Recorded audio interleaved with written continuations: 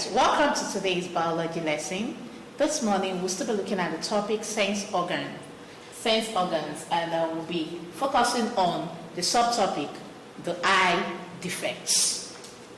Objectives: we're describing eye defects. We'll be mentioning some examples of eye defects. We'll also discuss the causes and corrections of some eye defects. Then we'll be explaining pupil reflex. Eye defects. Eye defects are the abnormalities in the ability to view objects around us. And this is caused by the inability of these images to be focused very well on the retina. Now let's look at some examples of eye defects. We have the short-sightedness, which is also known as myopia. We have the long-sightedness, which is also known as hyperopia. We have the presbyopia. We have the astigmatism, the glaucoma, the conjunctivitis, color blindness, cataract, and night blindness. Now, the conjunctivitis is also known as Apollo. When you come down with this reddish eye and it's always very painful, it's common around our environment here. Then we have color blindness. This is a genetic disease being transmitted from parents to offspring. Then the night blindness is a disease that comes up as a result of deficiency in vitamin A in our nutrition plan. Now let's look at short-sightedness, myopia. Short-sightedness is the ability of a person to see close objects and not be able to see very far objects. Now, in short-sightedness, images are formed in front of the retina. It is caused by the lens being too thick, that is convex in nature, or the eyeballs being too long.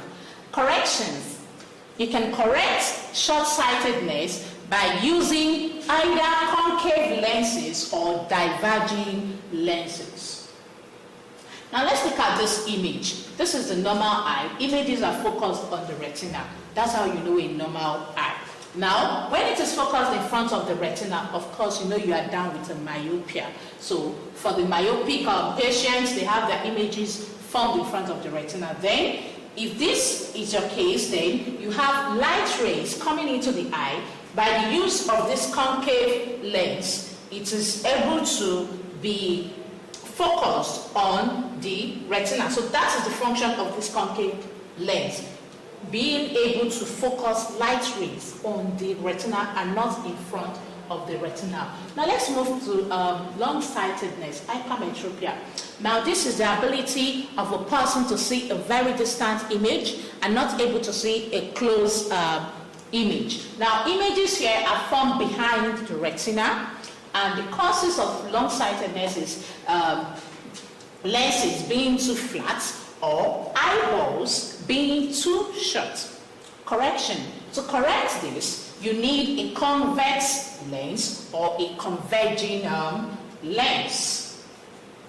Now this is the image to portray a long-sighted patient. Now for a long-sighted patient, their images are always from behind the retina. This is the retina. So images are formed behind the retina. Now to correct this, you just need the convex lens. With this lens, images coming into the eye will become focused directly on the retina. Pupil reflex. Now, pupil reflex is all about the reaction of the pupil in dim light and very bright light. Now, let's look at the diagram on the board. That is the pupil in dim light and the pupil in bright light. Now, in dim light, you notice that the pupil is bigger. And in bright light, you notice that the pupil is smaller. Now let's go practically in our daily lives. When you wake up in the morning, probably you slept with the light being switched off. And when you wake up in the morning, someone switches on the light, turns on the light, and this wakes you up. You open up your eye to the bright light. This is what happens to your pupil. Your pupil kind of go dim. The iris will control the pupil to go dim so as to allow the necessary quantity of light to come into the eye so as to focus images on your retina. Then when you are in the dim light, the iris enlarges the size of the pupil to be able to admit as much light as possible to enable focusing images on the retina possible. Now, in summary, eye defect is an abnormality of vision, just like we said before, in which objects appear to be distorted, producing blurry image due to the ineffectiveness of retina. And in order for us to care for our eye, it's important that we use our eye with adequate light supply, visit the ophthalmologist when necessary, and avoid self-medication. With this, we've come to the end of the class. I would like you to go onto your Google Classroom, check onto your lesson notes, attempt your starter activity, go to your class tasks, do the necessary work there, and turn in at the right time. Thank you for listening. Goodbye.